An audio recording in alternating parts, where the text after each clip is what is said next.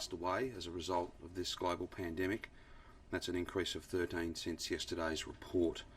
Of course, our thoughts, prayers and best wishes are with each of the families of those 13 Victorians, and we send our deepest sympathies to them. I can provide you with some information. One male in his 50s, one female in her 70s, 2 males and 3 females in their 80s, 3 females in their 90s, and 1 female in her 100s. 10 of these deaths are linked to aged care outbreaks. There are 610 Victorians in hospital. 36 of those are receiving intensive care, and 22 of those 36 are on a ventilator. A total of 2,070,581 test results have been received, which is an increase of 21,346 since yesterday. So that's very pleasing to see so many people coming forward and getting tested. We want to try and keep those numbers up as high as we can, just so we've got the most complete picture of how much virus is out there, where it's presenting, how it's presenting. Without that data, it does get very difficult for us to make decisions about exactly what place we're at and what, if any, changes we can make and when. So it is very, very important. If you have even the mildest of symptoms, please come forward and get tested. Then stay at home to wait for your results. It's a really important contribution that you can make to protect your family, every family, and indeed to get us to the other side of this quicker. I know that the weather this weekend is quite challenging, and we normally see numbers come down a little bit over the weekend in any event, but I would just say to anybody who has got symptoms, don't put off going and getting tested because it's cold and wet. Please come forward and get tested over the course of the weekend. That means we'll get your results back to you quicker. We'll know more about what's going on out in different communities in different parts of the state. That's very, very important for all of us, not just for safety, not just for the best of care, although they are the best of reasons. It's also about us getting to the other side of this second wave quicker. The more we know, the better decisions we can make, and indeed we can make sure that you and others who are positive cases and close contacts aren't mingling with other people, aren't spreading the virus knowingly or otherwise. It just is exactly what we need to do, and that's why we'd ask people to come forward and get tested, even with the most mild and moderate of symptoms. There are 3,838 cases of unknown source. 30 of those mystery cases have been added since yesterday. There are 674 healthcare workers who are active cases. There are 1,689 active cases in aged care settings, and 4,293 active cases across Victoria. In terms of those active cases, particularly as it relates to regional Victoria, this has been something we've been quite focused on. You would remember we were up over 500 active cases not very long ago. I'm happy to report that now there are 247 active cases across local government areas in regional Victoria that are covered by stage 3. And to give you an example of the fall in those numbers and the stability, Greater Geelong now has 98 cases. They were much, much higher than that only a few days ago. Greater Bendigo has 25. That's fairly stable, but they relate in large part to a number of outbreaks. And Ballarat has just 4 active cases now. So we have seen a reduction in those big regional cities, and we're seeing less cases across regional Victoria. That's exactly what we want. But again, if you're in one of those large cities or anywhere in regional Victoria, anywhere in the state in fact, and you've got even mild symptoms, please come forward and get tested at one of the over 190 test sites that we have established across the state. In terms of aged care outbreaks, as I said, we have 1,689 active cases. They relate to outbreaks, 129 outbreaks. The total number is 3,586 cases in aged care since January the 1st, but 1,689 is the current active number. Disability, yesterday I made some comments in relation to our partnership to set up that Disability Response Centre, which is a partnership with the Commonwealth, which is exactly what we need to keep the numbers in disability low. The same model as aged care, but a very different set of circumstances in terms of the presentation of the virus, and we're very keen to keep it that way. I can just by way of update, we have 63 total active cases in disability facility settings. 50 of those are amongst staff, 13 of those are amongst residents, and they are across 60 sites. So that I think just further supports the need for us to have an even better framework, which is essentially an extension of arrangements we had in place anyway, and we're very grateful to the Commonwealth for that partnership. Just finally, before I ask Brett to take you through the epidemiology of the day, today we're launching a series of new ads. They'll be on every platform, social media, as well as TV, radio. They're a very important way in which we can use some of Victoria's best known people to reinforce that key message that whilst the rules will, because this strategy is working, they will change at some point, rules will still be a feature, whether it be masks, hand washing, physical distancing, all of those things will remain a feature of our COVID normal. That's what we're striving to find, and that only works if everybody plays their part within that framework. So we've got a couple of those ads. I'm deeply grateful to John Fain, who was perhaps behind this, having suggested that we use some really well-known Victorians, a little bit of humour, even though this is a challenging time. Some humour is sometimes a very good thing to try and just remind people that we all have a part to play. We all benefit from this strategy, and therefore we've all got to input to it. We've all got to contribute to it to make sure that it works and to make sure that we find that COVID normal, and that can be a sustainable place for us to be in for a period of potentially many, many months until the ultimate vaccine becomes available.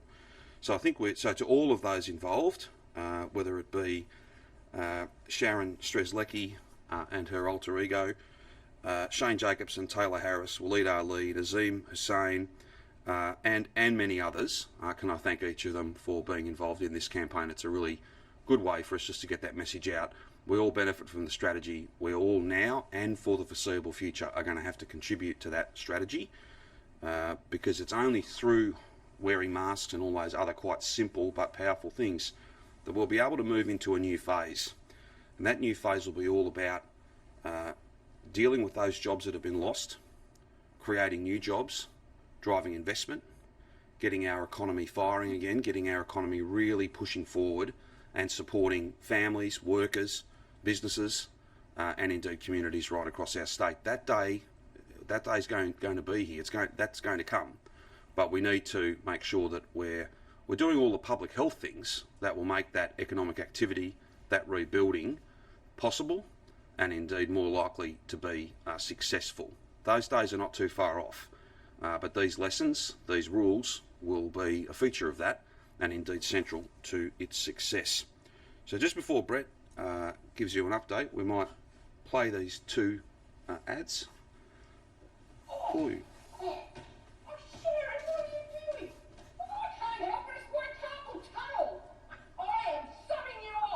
I tell you what, I am so over this lockdown. Playing netball against yourself is not all it's cracked up to be, especially when you still can't even win. But you know what? It's not the lockdown that's the enemy, it's the virus. And the sooner we obey the rules, the sooner this will all be over and we can get back to the stuff that really matters. Nettie. Subbing myself back in now. Oh no, Sharon, you're hopeless. I am not hopeless. I'm the most valued member of this team. You know, when I was a little tacker, I used to have an ad campaign for condoms, and I had a slogan which was, if it's not on, it's not on. Now, thank goodness my parents didn't follow that advice, or I wouldn't be here today. But you know what? I am here today, and I'd like to stay here. So I'm bringing the slogan back. If it's not on, it's not on. So whack one on your face. I'm talking about the mask, of course, not the condoms, yeah? Cheers. Authorised by the Victorian Government, Melbourne.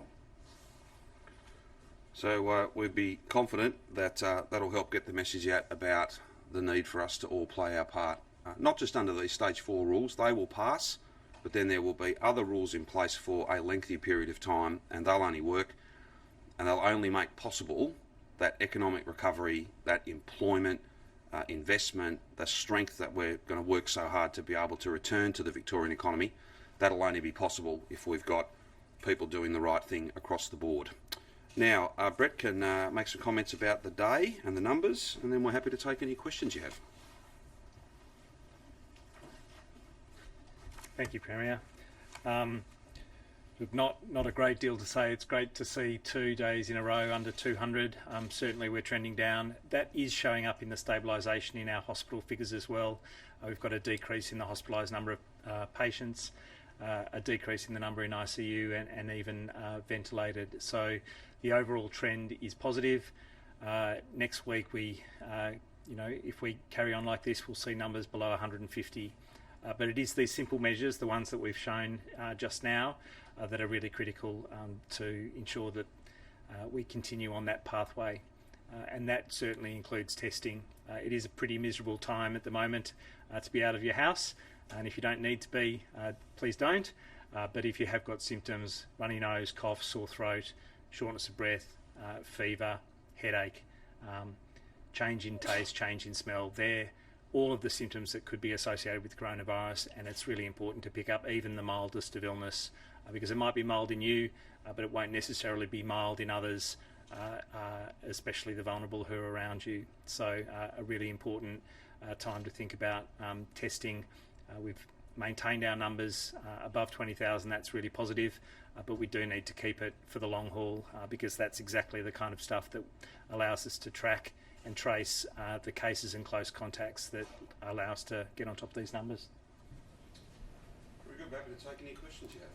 What's the biggest cluster at the moment? I think the biggest cluster is the Epping Gardens aged care outbreak. 209 cases is the figure there. There might be a distribution centre outbreak of a similar size, but I would need to check that. I haven't got that number in front of me. I'm not suggesting it's anywhere near that level, but there's an outbreak at the psychiatric ward at the Melbourne Clinic in Richmond. Do you have any understanding of how that started? Was it a doctor? I'm not sure how it started. Obviously there are staff cases involved there, but I don't know who the index case is. We often don't determine who the index case is. We obviously have the first person diagnosed or the first person who's symptomatic. They're not necessarily the first person who started it. There are cases who you sometimes don't identify, but either way, the process of managing it is the same. Everyone's being followed up and they're close contacts, and a lot of staff furloughed for that reason. Is it just staff there? Any patients affected? I'm not sure of the full details for that facility, sorry. Okay. Have we had in the many thousands who have tested positive, has anyone tested positive twice in Victoria yet? So I know the question you're getting at, which is someone who's been unwell, recovered, tested negative and tested positive later on. It doesn't seem to be something that occurs. There are some rare case reports internationally that may not be reinfection. They may actually just be someone who's tested positive, negative and positive, because you can take a swab that's not as good the first time it's been taken, or the viral levels get down to a very low level where they just tip below that threshold for being positive, and then something reinvigorates the virus in some way. It can be an intercurrent illness, or it might be extreme exertion. There are some things that have been implied that might allow the virus to be detected again, but that's not a new infection. That's just detecting it again. It's not happened in Victoria? It's not happened in Victoria, okay. And the US Centers for Disease Control certainly are very confident that you have at least 3 months of immunity, and probably many more months than that after you've been infected. You said that we could see cases dip below 150 next week. There's modelling out today that suggests we could get below 30 by the middle of September. Is the department, I guess, privy to any of that modelling, or has it done its own where it suggests that we could be around that number? We do our own forecasting. I haven't seen that. Well, I'm not sure the particular model you're referencing. We do our own forecasting. We're not trying to push it out too far to mid-September, because it gets very uncertain when you're looking 3 weeks in advance. But that's routine modelling that the Communicable Disease Network Australia produces for the committee that I sit on. But it does have very wide intervals in terms of what the low number and what the high number can be. So we can't hang our hats on that kind of forecasting when it's so far out. How long would you like to see us wearing masks after stage 4? I think masks will need to be part and parcel of how we go about our lives for some time after stage 4. I think it's clear that they're not always comfortable, they're not always convenient, but they are effective. And it's not like an N95 mask or a surgical mask, but it does make a difference. And every little bit counts when we're trying to crush this curve as much as we are. When you say for some time, what's your definition of that Look, broadly? it all depends on the numbers that we're seeing. If we've got no community transmission whatsoever, then I'm not going to be recommending masks beyond that once we've got an assurance that that's the case, if we can get there. So that's what it will take? I think it would take that, but there are other levels that we can get to where maybe we don't require masks in all settings at all times in the way that it's recommended at the moment. So that there are lots of shades of grey here, but we know it makes a difference, and so I think it's a small impost. It's a small bit of personal responsibility and care that we can take for ourselves and others. On testing, I know the aim at the moment is to test more than 20,000 people a day. And when you were asked, I think it was either yesterday or the day before, should we be really aiming for more like 30,000 or even 40,000? I think your answer was along the lines of not necessarily, because it would just push out testing times and things like that. Do you think we should maybe increase our testing capacity so it wouldn't necessarily push out our testing times, seeing as there are just so many cases that with an unknown source? We are looking at our testing capacity. So every day we're looking at ways to kind of reduce that turnaround time. If we had 35,000 people stepping up for testing because they were symptomatic, I would want them all tested, absolutely. So at the moment, the push is to get people testing. So the 20,000 level, not a magic number, but it's a really important kind of benchmark that we're trying to set. But we're not getting 30,000 people coming forward for testing. If there are symptomatic people out there and the numbers are 30, 35,000 plus, I would absolutely want our testing capacity to meet that need. But at the moment, that should be our aim? I don't know that it needs to be our aim. Our aim is to get everyone who's symptomatic stepping up at the earliest possible time to get tested. If there aren't people who meet those criteria, then we don't need to be testing them. Can you just clarify your advice on farmers markets, given what happened last night? Oh, certainly there were some concerns that farmers markets weren't doing as much as they needed to. They've got a broader responsibility than just at the point of sale. They've got a responsibility in terms of the density requirement and the fact that people shouldn't be gathering in numbers in those markets against the public health directions. But there's a panel that reviews that. That was looked at last night and a recommendation made to me. But we have to keep a close eye on all of those compliance measures. So farmers markets are operational. They can continue to be operational, but they have to be really mindful of the fact that those requirements need to be met at all times. Is there more they could be doing? I guess people post photos sometimes with people very grouped together. Is there more they could be doing to social distance potentially? Well, I think it's about the fact that food and drink is takeaway in Victoria. So people need to take it and they need to go home. They are not sitting down to eat in an outdoor setting. They are not gathering together to eat. So they need to make sure that people are taking that food and drink as takeaway. Yesterday, the Premier released on the Facebook page the reproduction number, which was below 0.86 or 86 in 100 people on August the 3rd, which was the day of Stage 4 lockdown being announced. Can you explain why Stage 4 was so essential given the reproduction number was below 1? So a reproduction number below 1 means that we'll get a gradual reduction in our daily cases over time. But we knew that it was very close to 1. And when it's very close to 1, it's a very, very slow reduction over time. And it would have been literally weeks and weeks and weeks, if not months, of Stage 3 lockdown to get to the kind of numbers that we need to get to. And we know that that's intolerable for everyone. We're not planning on that. And we needed to drive numbers down much faster in order to get to a manageable level so that we could actually get to a point where we can review the choices that are available to us in easing those restrictions and make that choice. So we will drive that effective reproduction number down even further. I know that with the introduction of stage 4 it'll come down below that 0.86 and we'll see numbers get to a point much earlier than would have been the case with stage 3 restrictions. It's absolutely painful to be in stage 4, there's no question, and the additional restrictions on businesses and what it means for everyone's life is well known to government, is well known to me, but the alternative was a very, very slow reduction in numbers on a daily basis. Do you have a figure in mind for when you would be comfortable easing restrictions, and how do we guarantee or how do we safeguard against a third wave? So the best way to safeguard against a third wave is to bring that number down to the lowest feasible, the lowest possible level, and I hope that includes 0. We haven't been there yet. There's no country in the world that's gone through a second wave bigger than its first wave that's gotten to the other side to tell us if it's feasible, but we have to aim for that. On the point of a number, there's no single number. I said there are lots and lots of factors yesterday that need to come into consideration. It's where those numbers are, it's where the transmission is occurring, it's where the ongoing driving of numbers is occurring. Is it in outbreaks? Is it household level? Is it mystery cases, sporadic mystery cases in the community?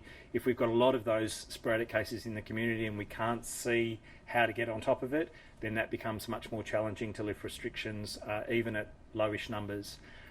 But if we take all of those things into consideration, how many people are isolating at the point that they're being symptomatic? How many days are they out in the community between becoming symptomatic and isolating?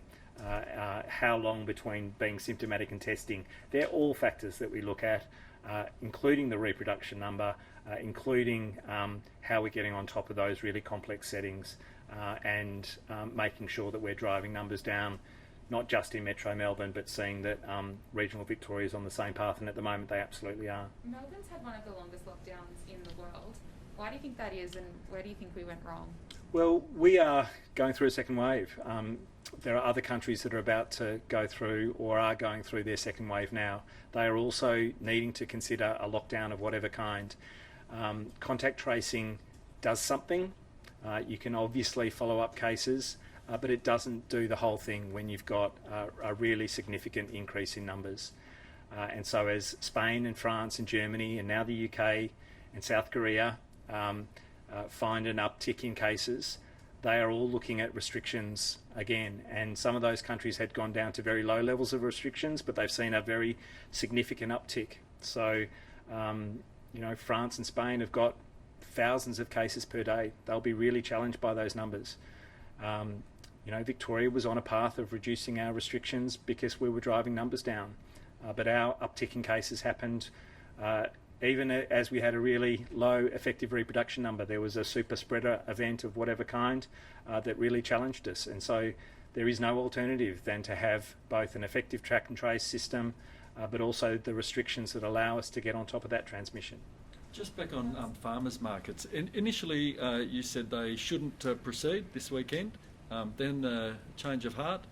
What changed in the from banning them to letting them proceed? Well, the panel made a recommendation to me. They obviously engage with the industry, I presume. They've reflected on the things that they need to reinforce with those farmers markets. I don't know the details of those conversations or what intelligence they got about it. Was it the same committee that had said to you, don't let them proceed? No, the decision on them not proceeding was basically based on the intelligence that we got about the non-compliances. That was kind of direct intelligence to me, but we needed the panel to review what needed to be in place, and to provide me an assurance that if those things were in place, then they could safely operate, and that's where we got to yesterday. I know it was disruptive. I apologise for the fact that we've gone through this turnaround, if you like, but we do need to reinforce the idea that people need to be compliant as businesses, and some of the community activities, if you like, associated with them are not entirely in their control, but to the extent that they are and that they're responsible for them, they need to make sure that they happen. What's the difference between a farmer's market and a supermarket? What were you saying that was any different? Well, there were people gathering at farmers markets and then sitting down in close proximity where there's a risk of transmission. people in supermarkets don't sit around and stay together and picnic. So, that's not a risk that we need to address in supermarkets. So the onus now is on the farmers market organisers to prevent gatherings happening? Well, it always has been. There's a density requirement there. And to the extent that it's feasible and reasonable, they have to make sure that people aren't doing the wrong thing within the vicinity, within the grounds of those farmers markets as well. If there are further changes to those markets or other businesses in Victoria, are they going to find out in the evening because of an update on a website, or could communication be improved? No, I think we always need to try and engage with them as early as possible and give them advance notice. But if there's a risk that's unmitigated that we need to crack down on very quickly, then we'll do that. But you're right, people need as much advance notice as possible, and we need to give people an appropriate opportunity to get things right as well. Just on horse racing, I think they've had a COVID scare, their first one. Can you bring us up to date with what's happened out at Cranbourne? I know that there's been a case in Cranbourne. I know that there are activities that they've suspended by virtue of that case. I don't know the specific details in relation to that, and I think they've taken a pretty precautionary approach in shutting down some of today's activities related to that. That's appropriate. I think racing's still going ahead today at another venue, but you're happy that that's going to be okay to... Yeah, all of it will be related to who the close contacts are and whether there are links to some of the other races that might be ongoing, but it doesn't mean that the whole industry needs to shut down. It's obviously related to particular staff or an individual associated with one site, and they've made a choice about any connections with other races today. How many new outbreaks are there, and are we sort of seeing the scales tip towards outbreaks as opposed to cases we don't know when we get new infections? Yeah, certainly outbreaks are driving a lot of our daily case numbers. The number of new outbreaks each day has dropped below 10. I think it's only 5 or 6 today, so that's encouraging. But we've got a lot of active outbreaks and in aged care in particular, and so there will be a lot of the new numbers that relate to those 1,600 active cases in aged care, and so getting on top of those outbreaks in each and every one of those facilities is really important. It should be noted that in our aged care facilities there are literally dozens and dozens, maybe over half, where there's only a single case, and so it's really important to understand that you can get on top of these introductions of virus very early. You can control the transmission within those facilities, but even where there are 20, 30 cases, we need to stop the transmission to stop driving the numbers that we're seeing day to day. There's been another 30 mystery cases confirmed. So even though the daily case numbers are going down, mystery cases are growing each day. No, so these are the mystery cases that we close off on a day-to-day basis. They won't relate to today's numbers. Yes. They'll relate to the previous couple of weeks. So what days they get allocated to, we'll see. But again, the overall trend that I've seen is that as a proportion of our total, mystery cases are dropping. But it's no concern to you that there's still another 30 cases that have been confirmed without a known source? Oh, I'd love there to be no community cases, but we're talking about historical closed off investigations now. It'll be very useful to have a look at, what the last 1 week, what today's numbers of mystery cases are, but they will need the investigations in days ahead to be able to close them off. On the daily figures, we're always told how many people are on ventilators. Once you're on a ventilator, what are your chances of recovery? Yeah, in Victoria it's very good. Globally, not so good. Victoria is absolutely world class in its intensive care management. It's not to say that it's not a significant risk. These are the most severe cases within Victoria. I don't have the precise figure, but I know that it's absolutely world leading in terms of your survival chances within intensive care in Victoria. Sorry, just following on a question Dougal asked about horse racing, are you comfortable that the industry is operating in a relatively normal fashion, given there's a lot of people involved in running a stable, a thoroughbred stable, and it's not an essential service? Well, I understood through engagement with the industry, and this was done with the relevant Minister and Secretary, that there were animal welfare issues, that it's actually not running anywhere close to normal, and that the reduction in staffing and the reduction in numbers that would normally be associated with that industry is very substantial. We've not We've not seen outbreaks associated with it. We've got a case, obviously, that's led to a response in terms of reduction in activity, but I think that represents the community transmission that we're seeing. A question for the Premier, if that's okay. The celebrities we saw in this new campaign, are they being paid? I think they were offered a small fee. The exact number I haven't got, but it's a small fee, and they could then donate that to charity or keep it. I think most of them have chosen to donate that on, and we're very grateful for that. Do you know how many accepted a fee? No, I don't, but I can try and get that for you. It's a very modest fee, and we're very grateful. I think it bears no relation to what their commercial rate might be, but we're very grateful for them being part of it. Will you release the amount that they were offered? Let me try and find out for you. I'm more than happy to get my office to chase that up. Thank you. We haven't seen Jenny Mikakos, your health minister, here, I think for about 12 days. Used to be every other day. Where's she gone? I'm not sure how many days it is, but the minister's working very hard. I was on a meeting with her last night, and I'll be speaking with her today, no doubt. She's off doing lots of other things, as she should, as every minister is. Why isn't she here? Well, again, there's lots of different roles that are played. One of the roles is standing here. There are many other roles beyond that. I'm just saying, we saw her every other day standing up taking questions. I wouldn't read anything into it. Is she not a bad look for your government? I wouldn't read anything into it, and I certainly would not say that. She's working very, very hard. Sorry? Can we expect to see Jenny Mikakos? Well, I haven't given a lot of thought to planning out who's going to be appearing before you. We'll have the relevant people here. We'll have the people who are available. And I wouldn't read anything more into it than that. If that's the story of the day, well, that's determined by you, not me. But she's not available to be here? No, she's doing other things, lots of other things, and when she needs to be here, she will be. Her role, and indeed mine, and the Chief Health Officer's, extends well beyond this forum, as critically important as this forum is. There are many other things to get on with. If only it was an hour and a half or an hour every day here and nothing else needed to be done. That's not the nature of a global pandemic. Jenny will be here at the appropriate time. The outbreak in Queensland today, would that be a concern for the AFL? Do you think will that impact anything up there? I'd leave Queensland authorities to explain the circumstances of that, and I'd leave the AFL to respond to it. Childcare fees, are they set to increase? Well, we've certainly, when it comes to kinder and some occasional care that we run, we've certainly gone the other way and have either waived those fees or provided substantial discounts to families. I have seen some reports today by some local councils having increased those fees. They can defend that. That's certainly not something that we're doing, where we have a direct role to play there. I think that there is a lot of financial hardship and pressure out there, and I'd encourage everyone to be as generous as they can be.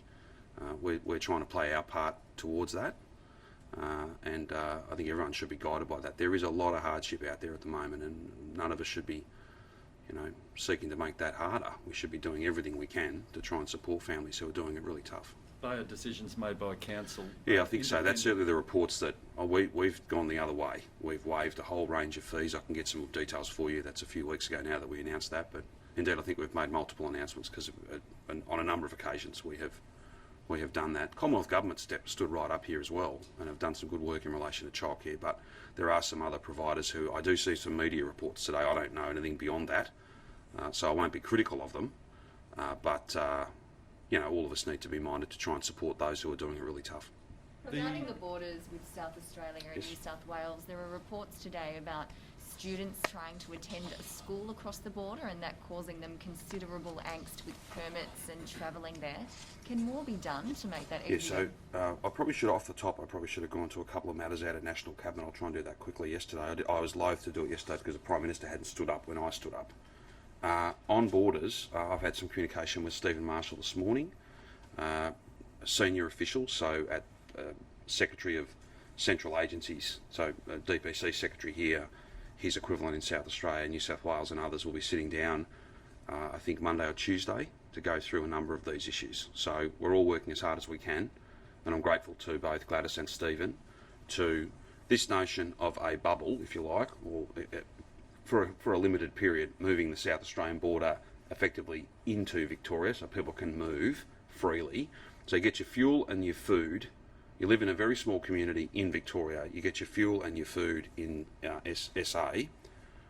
it's maybe 50 k's away, 30 k's away, as opposed to having to go well back to, whether it's to Horsham or to Mildura or whatever the example might be, which is a much longer journey. So we're trying to avoid that, and I'm confident that we'll be able to do that.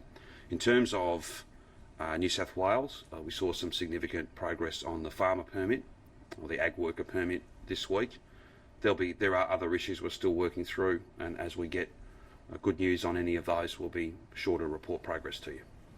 Premier, a significant number of security guards at the quarantine hotels were refusing to wear hand sanitizer due to religious reasons, and because of religious reasons, that was accepted. Do you think that's acceptable? Oh, I'm not sure where those reports come from, whether that's part of the inquiry or not, but I wouldn't offer a judgment on that. I think that's for others to judge. Again, I think it's really important that we just acknowledge that, I'll speak to the findings of that process, not so much to evidence that's led every day. That's really important work, but I think we just have to let that run its course. That certainly was not an issue that was raised with me. You're the first to raise that issue with me, but no doubt Judge Coate and her team will look at that. If you're referring to evidence that was led yesterday, I'm not certain. I wasn't, but what was your opinion on that? Well, I'm not here to offer opinions. I've not done that, and I won't be doing it. I don't know that that's a fact. I don't know that that's something that the inquiry might look at. I've not heard that report before, so I'm not here as the opinion giver. I'm here to provide information, and where I can give you the views of the government, I'll do that, but that's not a matter that we have formed a view on.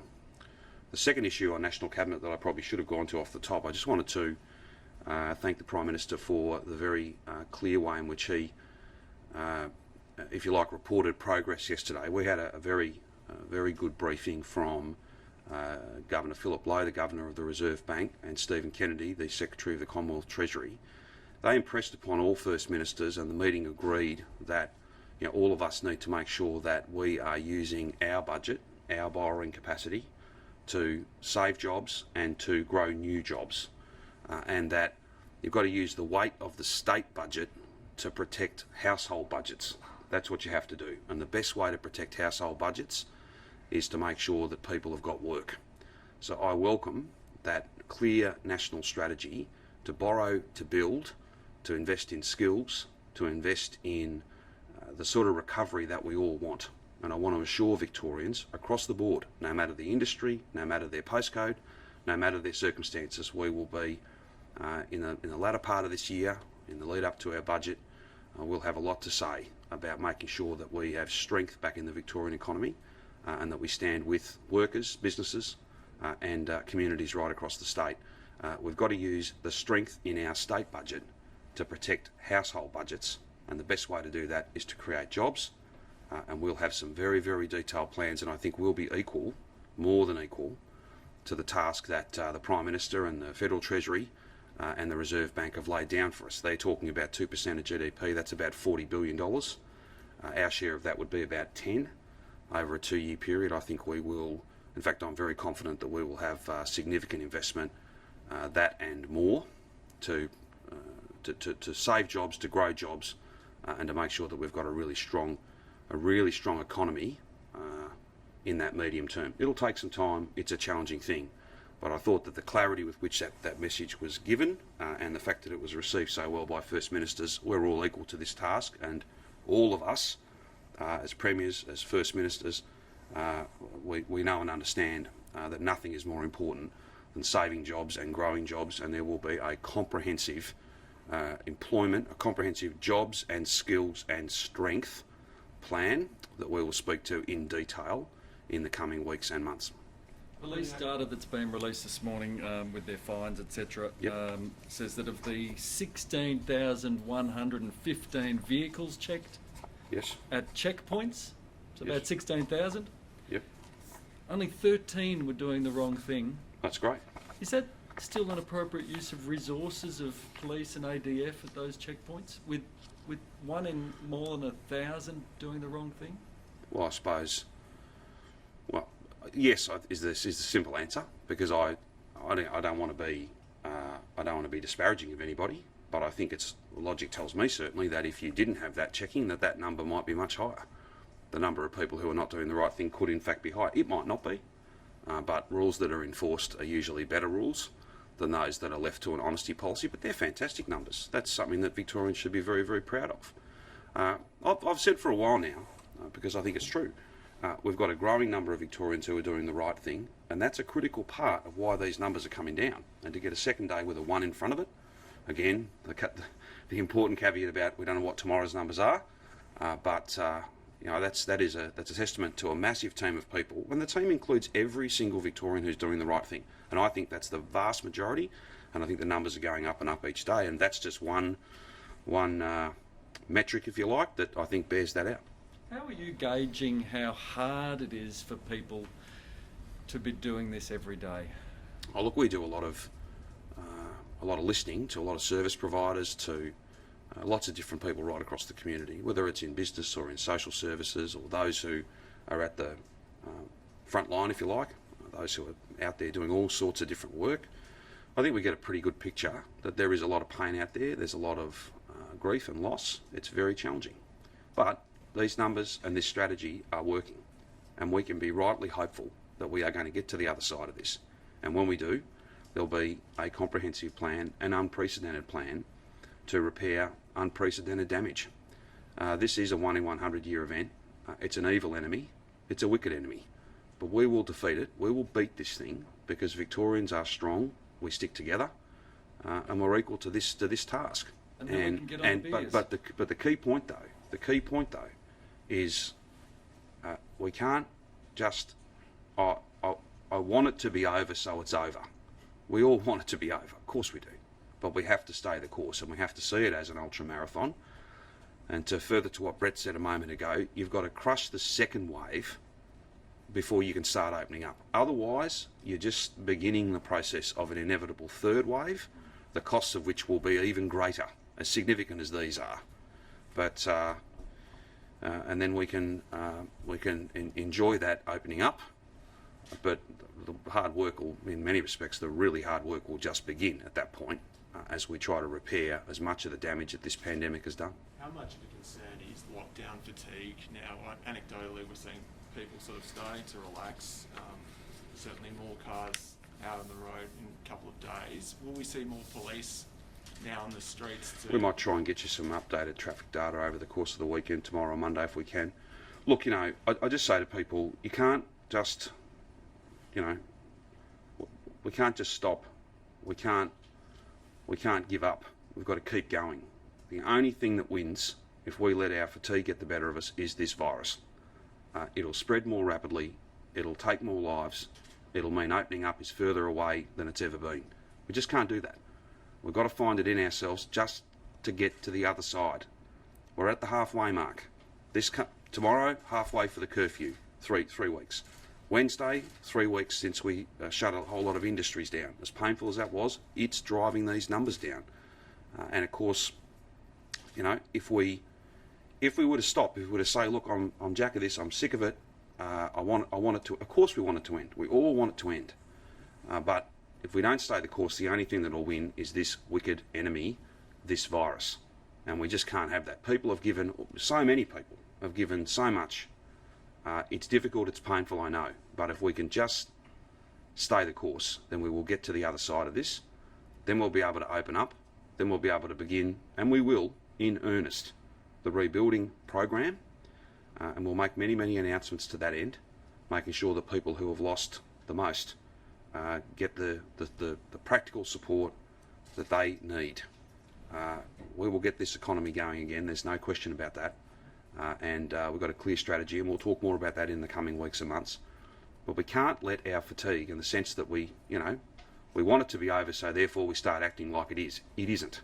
It isn't. I wish I could report that it was, but it isn't. But these numbers are coming down. The strategy is working. But it only works. It only works if every single Victorian follows the rules, if every single Victorian works with us, works with me, to get to the other side of this. If you need support, if you need help, we're there for you. We will do everything we possibly can. And I appreciate this is a very painful time. But there should be a sense of hope and a sense of being positive about these numbers. The strategy is working. We've all got to stay the course though, or it simply won't. And numbers will go up, and opening up will be further away than it has ever been. The data on where healthcare workers are contracting coronavirus, when can we expect to see that? And shouldn't we be getting that in the daily figures so the workers have an understanding of the risks in their workplace, or the level of risk at least? I think it'll be very, very challenging to provide that on a daily basis, because a lot of it requires you to go and investigate and contact trace and work that through. I had hoped to have that data to you by now, but the analysis piece, it's not done by me, it's done by a large number of experts, that they are not quite ready to do that. So as soon as we possibly can, we want to speak, of course, to our workforce, which we will do, and we've been in constant communication with them, and then we'll share the findings of that, and indeed any steps that we're taking. Maybe not a full list, because it'll sort of evolve, but there'll be some changes that we'll no doubt make, because that data will tell us potentially where there's some things that need to be better. Your shift to allow the release of the genomic sequencing, to give us an insight into how this is Well, this data is not held by me. I've never had a view on whether it should or shouldn't be released. It's a matter of it going to the inquiry. That's happened. So I've simply said to people, yeah, fine, put it out. It will need some accompanying material, because it's, I'm told, it is particularly complex, and so that it's got some utility beyond a very small group of scientists in the Victorian community. It's going to have some accompanying notes to it too, but I understand that's being released next week. I'm not entirely sure what day, but it's being released as soon as it can be. And your only concern was for it to be before the inquiry Absolutely. first? Well, I'll put it to you this way. It's not like they're in a box in my office. I don't have them. They're not my reports. I've been briefed formally on one of them. We've seen lots of reporting. They've now gone to the inquiry, and now I think it's appropriate that they can be released with a note to try and explain it. The NDIA has been releasing data on COVID infections for 3 days now. Why do you think it's taken them so long amidst a pandemic, and should they have been doing it earlier? Look, I think you probably need to speak to them about their data management. I simply want to say that the arrangement we entered into yesterday, which is an extension of arrangements we've had in place for a while, kind of formalises those things. I'm very grateful for that, and I thank Minister Robert, I thank the PM. We've got low numbers in these settings. We need to keep them low, because there is many vulnerable people who we don't want them getting this, because we think that'll lead to some very bad outcomes. So the key point here is to have the best and most senior people around the same table, and then beyond that, to have that pool of money, some $15 million funded 50-50 between our government and the Commonwealth government, to try and drive down the number of workers who are working at multiple sites. And when will that begin? I think work has already started. Work's already started on that, so I'm more than happy to try and provide an update. Wouldn't be much of an update probably today, but if I can get you an update as weeks unfold, happy to. As for NDIA reporting, you probably need to speak to them about that. Number of healthcare workers' active cases coming down quite a bit. Yes. Will we hopefully start to see some of them return to the system, some support for the frontline workers that are... Yes, certainly. Again, there's no sense of pressure though. We don't want people need to be well, and you might be cleared for the purposes of your infectivity, but you still may have lingering issues. And I've spoken to a number of healthcare workers who, it's that point we've made a few times now, and it's not just it was international evidence. I think we're now seeing a fair bit of it here too. So the notion that people don't shake this like a common cold, many don't shake this like a common cold. It can linger. It can have lasting effects, fatigue, just being one of those. So, we want people to be well and to be fit and ready to come back. And of course, we want them back because they do an amazing job. And there's not an infinite number of them. As I think I went to yesterday, as many as we've recruited over the years, there's not an infinite number. They do an amazing job, and I know they want to be back on the ward as well. That's what they do. That's what makes them such special and unique people. Any other issues? Do you like the ads? What do you think of the ads? I think they're great. I think it's. Having said I wouldn't offer opinions a moment ago. Now I won't be a film reviewer, but what I'll say to you is they are great Victorians who are playing their part, and they're sending a message in a different way. And I think part of our challenge all the way along, whether it be culturally appropriate messaging groups who perhaps don't necessarily engage with mainstream media the way that we do, trying to get to as many different parts of the community with positive, factual motivating messages, that's always tough. This is different. This is not something we've done before, but I think it's a really important way to get the message out there that there are rules now. Those rules will change. It will get easier. People can be hopeful about that. But there will be rules of one sort or another in place for the foreseeable future. Until a vaccine comes, we're going to be wearing masks for a longer period than just stage 4. We're going to be washing our hands much more often. We're going to be keeping our distance. We're going to be staying apart. The key point, though, is that we are all together in this as one state, one Victorian community that's proud and strong and equal to this task. Do you think some people might be more likely to listen to celebrities than to you? Oh, that'll be for them to judge. Today and all days. Is it part of a way to get through to, I guess, a different audience, a younger audience? I think so, yeah. Yeah, not just younger, but again, when you've got, it's fair to say that we've got just about every channel, every platform going, we've got it covered. There's lots of different messaging, but it's always good to mix it up a bit and to change some of the way in which you try and get that message out. And that's exactly why we're so grateful to many of the most famous Victorians to make that point.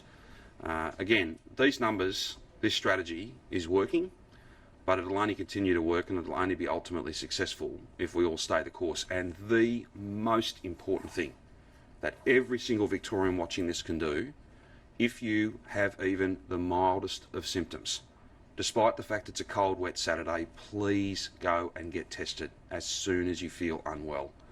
Do it for your family, for every family. Do it to get out of stage 4 quicker. That's the key. That's what I'm asking you to do, and that's what I'm so proud so many Victorians are doing. But each and every person with even the mildest of symptoms, please come forward and get tested. It's exactly what we need you to do, and it'll get us to the other side of this faster. Any other issues? If not, thank you, and we'll see you tomorrow. Thank you.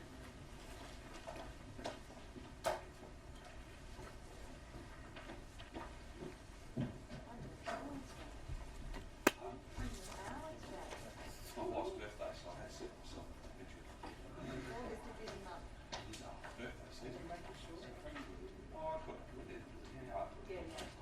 What flavour cake have you made her? No, I haven't made cake. There's a bit of cooking. I've done more baking in the past couple of months than ever in my life, I think.